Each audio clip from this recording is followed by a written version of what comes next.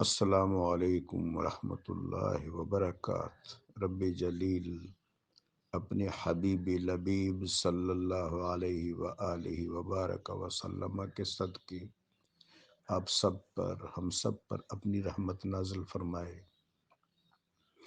اور سب سے بڑی رحمت یہ ہے کہ اگلے جہان انسان نجات پا جائے، اللہ تبارک و تعالیٰ کے غضب سے محفوظ رہے اور اللہ کی رحمت سے حصہ پائے۔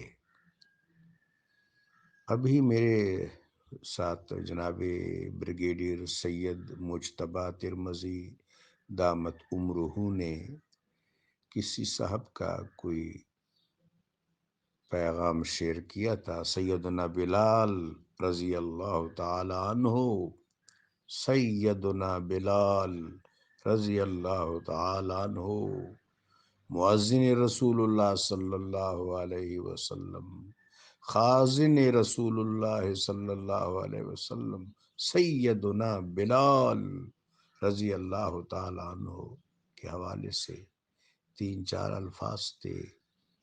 ان الفاظ میں بے ادبی تھی، نارسائی تھی، انتہائی سخت کم شناسی تھی، انتہائی بے مائگی تھی، بلکہ بدمائگی تھی۔ تو اس پر میں بحیثیت ایک غریب اور مفلس طالب علم یہ سوچتا رہتا ہوں کہ ایسا کیوں ہے؟ آپ بھی ان چیزوں پر غور کریں کہ ہمارے ہاں جو لوگ، چلو یہ تو کوئی عام آدمی تک کسی محفل میں بیٹھتا ہوگا اور انہوں نے اپنی طرف سے یہ سوچا کہ ایسا کروں گا تو شاید صحیح ہو۔ ایک لفظ ہے رسوخ فی العلم، قرآن پاک میں اس کو اجاگر کیا گیا ہے، راسخون فی العلم۔ اس کا مطلب یہ ہے کہ یہ جو اظہار ہے اس کے لیے رسوخ لازمی ہے کہ بندہ ہر جہت سے، ہر زاویہ سے اپنی بات کو یا اپنے اظہار کو دیکھ لے کہ اس میں کسی فرسودہ بات کا اظہار تو نہیں کر رہا، کوئی فرسودہ بات تو نہیں لکھ رہا، کوئی خلاف ادب جملہ تو نہیں لکھ رہا اور نہیں کہہ رہا۔ رسوخ کی جو معنی اہل علم نے لکھے ہیں اس میں یہ صرف یہ نہیں ہے کہ پختہ علم ہو، ثقہ علم ہو، موثوق معلومات ہوں، درست معلومات ہوں، مصدوق معلومات ہوں، متحقق معلومات ہوں، یہ تو بہر صورت ہے۔ ایک جزو راسخون کی صفات میں ایک جزو یہ بھی ہے کہ الراسخون هم المؤدبون، کہ راسخون وہ ہوتے ہیں جو مؤدب ہوتے ہیں۔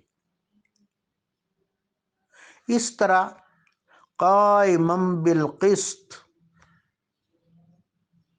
کہ عالم کون ہوتے ہیں؟ جو قائما بالقسط ہو۔ قسط بڑا لفظ ہے، قسط کا ترجمہ جو ہم نے اردو میں کیا نا، انصاف والے، کہ اللہ انصاف کرنے والوں کو پسند کرتا ہے، یہ بہت جزوی ترجمہ ہے۔ قسط کا لفظ اس سے اوپر ہے۔ یہ کس درجے کا لفظ ہوگا جب رب جلیل فرماتے ہیں ان اللہ یحب المقسطین، اللہ مقسطین کو محبوب رکھتا ہے۔ قائما بالقسط، اغلباً علامہ جرزی نے لکھا ہے کہ یہاں مقسطین سے مراد اہل بیت اطہار اور ان کے متبعین ہیں، صحابہ منتجبین، متبعین۔ بہر صورت قائما بالقسط کا تقاضا بھی، جہاں بہت سے تقاضے ہیں وہاں ایک تقاضا ادب ہے۔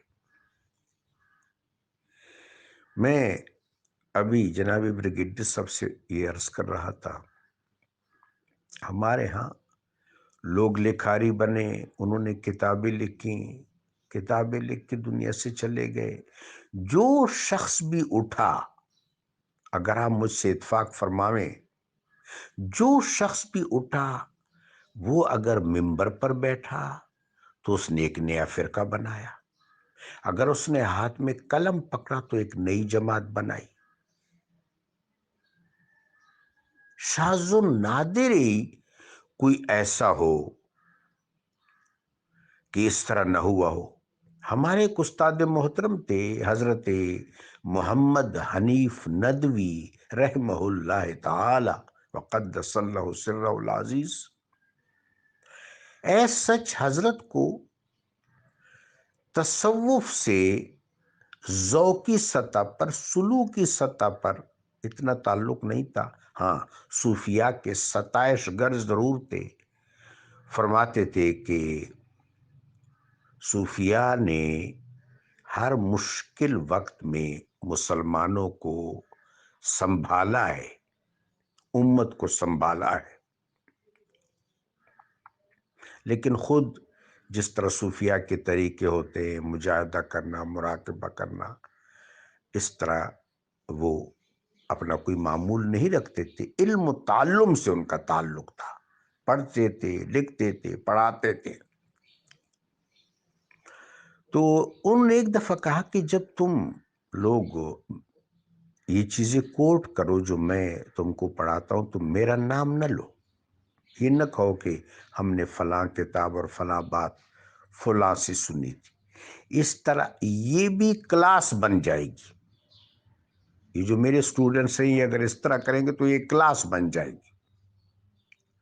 آج مجھے ان کی وہ بات یاد آ رہی ہے۔ آپ اپنے پس منظر میں دیکھیں، میں نام نہیں لیتا، جو بھی آدمی اٹھا ہے اس نے کوئی پارٹی بنائی، کوئی جماعت بنائی، کوئی لجنہ بنایا، کوئی نشست بنائی، کوئی حلقہ بنایا، بالآخر وہ ایک نیا فرقہ بن گیا۔ یہ تنوع بھی درست ہے اگر محکمات قرآن اور متواترات سنت سے ہٹ کر نہ ہو، یہ تنوع تب بھی درست ہے، لیکن ادب بہت ضروری ہے۔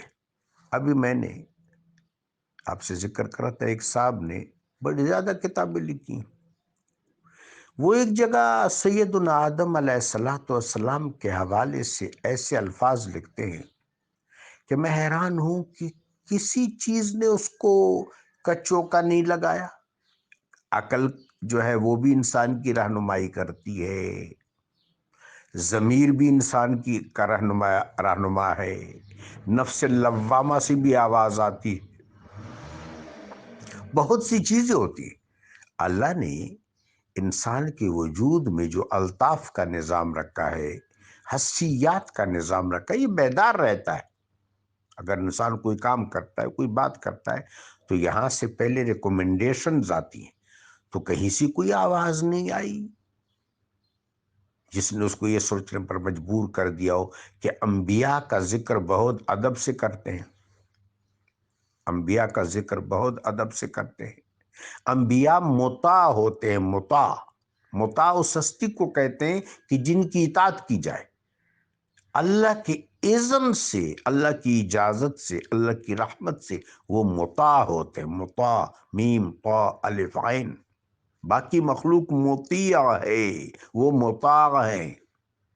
اب نبی کے بارے میں یہ بات لکھنا، پھر وہ ہستی جن کو اللہ نے اسماء و اسرار کا علم سکھایا، ایسا محبوب رب کہ جس چیز کا جو نام رکھا وہ اس چیز کا نام پڑ گیا، ایسا محبوب رب کہ جس وقت الطاف پر گفتگو کی، اسماء و اسرار اور دقائق و کنوز پر گفتگو کی تو ملائکہ کے سر سجدوں میں جھک گئے، جس نے تعظیم نہیں کی ہمیشہ کے لیے شقی اور بدبخت ہوا۔ رب جلیل نے جس ہستی کا ذکر ایسے التزام سے کیا ہے کہ وَعَلَّمَ آدَمَ الْأَسْمَاءَ إِنِّي جَاعِلٌ فِي الْأَرْضِ خلیفہ، اللہ کا طالب، اللہ کا متلاشی، اللہ کا محب، تمام انسانوں کا پدر بزرگوار، تمام انبیاء علیہ السلام کا پدر بزرگوار، ہمارے جد، اللہ کا نبی، اللہ کا رسول، اللہ کا محبوب، اللہ کا خلیفہ، ایسے مناقب. وہاں اگر کوئی یہ لکھ دے کہ وہ درجہ اطاعت سے گر گئے تھے، یعنی یہ لکھنے والے شخص کی بھی اگر وہاں کوئی کڑا ہوتا 5-6 ذیلدار پارک میں، وہ تقریر کر رہا اور اس سے کہہ دے کہ تم تو درجہ اطاعت سے گر گئے ہو، تو ان کو بھی برا لگتا، حالانکہ یہ تو عام آدمی تھے.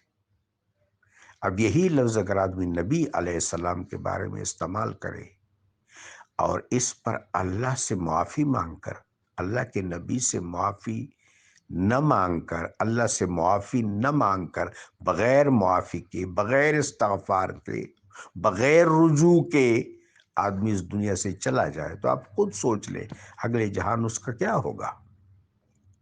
خدا کریم ہمارا اگلا جہان محفوظ کرے. اس کے لیے محبوبان بارگاہ کے حضور ادب بہت ضروری ہے. ادب، سب سے زیادہ ادب کے حقدار میرے آقا ہیں، اس کے بعد درجہ بدرجہ تمام رسل اور انبیاء، اس کے بعد اہل بیت رسول، ذریت رسول، اقارب رسول، اجداد رسول، امہات رسول، ازواج رسول، صحابہ اکرام رضی اللہ تعالیٰ عنہم، اصحاب رسول، بعد کے سارے سلف صالحین. ادب پہلا کرینہ ہے محبت کے کرینوں میں. ایمان کیا ہے؟ ایمان محبت ہے. لا ایمان لمن لا محبت لہو، جس طرح حدیث، یہ سقہ حدیث ہے، حسن روایت ہے. لا ایمان لمن لا محبت لہو، جس کے پاس محبت نہیں اس کے پاس ایمان نہیں ہے. اور حضرت اقبال رحمہ اللہ جو فرماتے ہیں ادب پہلا کرینہ ہے محبت کے کرینوں میں. امام غزالی رحمۃ اللہ علیہ نے اپنی کتاب میں اپنے شاگردوں کو نصیحت کی ہے کہ الطالبون والمسلمون هم المؤدبون، طالب علم وہ ہیں، مسلمان وہ ہیں جو مؤدب ہوں. حضرت علی بن عثمان حجویری قدس اللہ سرہ العزیز فرماتے ہیں کہ امت کا سب سے بڑا فتنہ جس سے امت کا ایمان غارت ہوتا ہے وہ بے ادبی ہے. اور ہم اگر اپنے اس دور کو دیکھیں کہ جو لوگ ممبر و محراب پر مسلط ہوئے، جو بڑے بڑے علماء اور سکالرز کا علائی کیسے کہتے جی انٹلیکچوئلز ہے، دانشور ہے، وہ عجیب آدمی ہے کہ وہ ادب سے بے لباس ہے. اس نے ادب کا ملبوس ہی نہیں پہنا، اس کی زبان ادب آشنا نہیں ہے، اس کا قلم ادب سے بیزار ہے. رب جلیل ہمیں مؤدب بنائے. اللہم اجعلنا من المؤدبین، اللہم اجعلنا من المؤدبین، اللہم اجعلنا من المؤدبین بحرمت رحمت للعالمین.